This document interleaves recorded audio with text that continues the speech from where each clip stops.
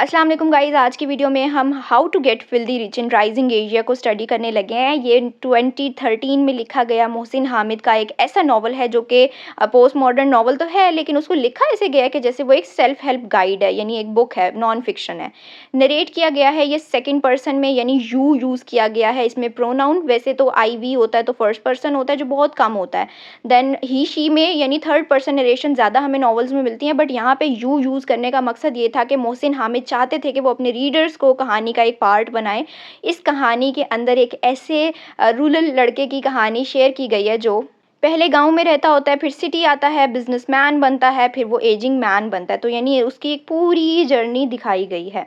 इसमें आपको themes capitalism की मिलेंगी, ग्लोबलाइजेशन की, करप्शन की, एम्बिशन की, लव एंड मॉर्टैलिटी की। लेकिन इसका कोर मैसेज ये है कि जो मनी है वो आपको हैप्पीनेस बाय करके नहीं देता। रियल रिचनेस या रियल जो आपके लिए प्रॉस्पेरिटी होती है वो ये होती है कि आपके पास लव कितना है, आपने कितने ह्यूमन के साथ बॉन्ड बनाया। यानी इसमें जितने भी कॉन्सेप्ट और जितनी भी एडवाइजेज हैं, आप उनको एक आयरॉनिक एडवाइजेज ले लें। जैसे अवॉइड आइडियलिस्ट में ये कहा जा रहा है कि हमें ये बताया जाता है कि हमें आइडियलिस्ट से दूर रहना है, रेबल्स से दूर रहना है, जो ड्रीमर्स हैं उनसे दूर रहना है, बिकॉज उनका जो मोरल विजन होता है वो करप्शन वाली सोसाइटी के अंदर, करप्शन वाले सिस्टम के अंदर सर्वाइव नहीं कर सकता।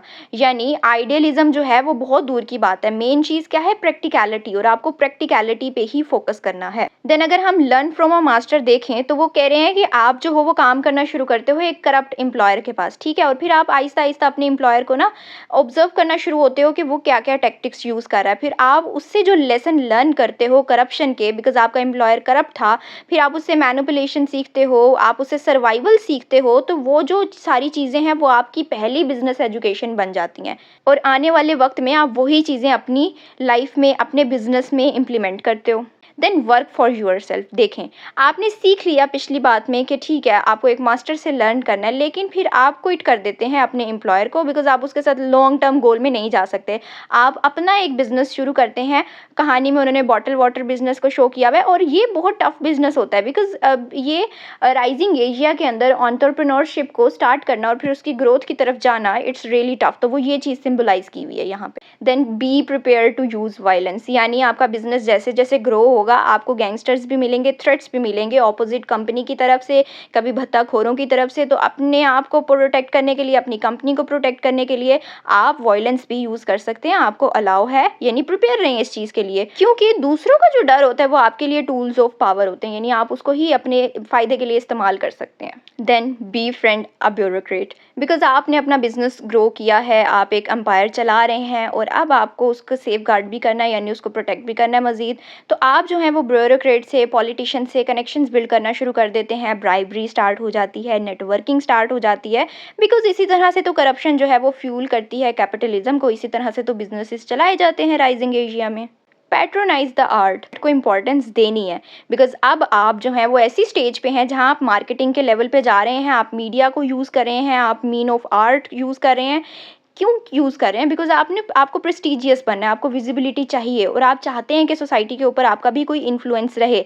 इससे क्या पता चलता है कि वेल्थ जो है वो सिर्फ ये नहीं है कि आपके बैंक अकाउंट में कितना पैसा है। नो, आपको लोग as an image, as a figure कैसे जानते हैं, ये वेल्थ से ज़्यादा मैटर करता है। Then have an exit strategy, because जब जैसे जैसे आप बड़े होते जाते हैं आपकी हेल्थ भी डिक्लाइन होती जाती है, और ये नॉवल हमें रिमाइंड कराता है कि हर एम्पायर जो है वो टेम्परेरी है, मॉर्टेलिटी जो है वो एटर्नल है, सबको मिलेगी। और हर इंसान को जो इस दुनिया में बहुत इन्वेस्टेड हो गया है, उसे इस वर्ल्ड की सक्सेस से एक एग्जिट स्ट्रैटेजी हमेशा जो है वो प्लान करनी चाहिए। सिमिलरली डांस विद डैट, यानी आप अपने बिजनेस को जितना ज़्यादा एक्सपेंड करना चाह रहे हैं, वास्ट करना चाह रहे हैं, वो चीज़ हमेशा डेंजरस होती है, बिकॉज उसके ऊपर लगते हैं बहुत सारे पैसे। तो जो फाइनेंशियल सिस्टम है वो स्टिल फ्रेजाइल है, यानी आप अगर लोन लेते हैं, आप अगर डेट लेते हैं, तो आप अपने नुकसान को खुद कभी कभी बुला रहे होते हैं। तो ये चीज़ फिर इस नॉवल में क्लियर की गई है कि अगर आप ऐसा कर रहे हैं तो ये डेंजरस है आपके बिजनेस के लिए और आपकी वेल्थ के लिए। एंड लास्ट चैप्टर हमारे पास आ जाता है फोकस ऑन द फंडामेंटल्स, यानी कि जब आप बहुत बूढ़े हो जाते हैं, बड़े हो जाते हैं, आप रिकनेक्ट करते हैं अपनी प्रिटी गर्ल के साथ, यानी जो आपका, ये कोई भी हो सकता है। नॉवल के अंदर उन्होंने प्रिटी गर्ल का एक कैरेक्टर यूज़ किया हुआ है, जो वो भी अब बड़ी हो चुकी है, बूढ़ी हो चुकी है। तो उसके साथ आप डिस्कवर करते हैं कि रियल मीनिंग ऑफ लाइफ वो सब तो नहीं था जिस सब के पीछे आप भाग रहे थे, बिजनेसेस खड़े किए, वेल्थ खड़ी की, देन इतने सारे मसले मसाइल आपने फेस किए, लेकिन असल में ह्यूमन कनेक्शन जो है वो सब मैटर करते हैं, रादर देन आप सिर्फ खुद को अमीर से अमीर बनाते चले जाएँ।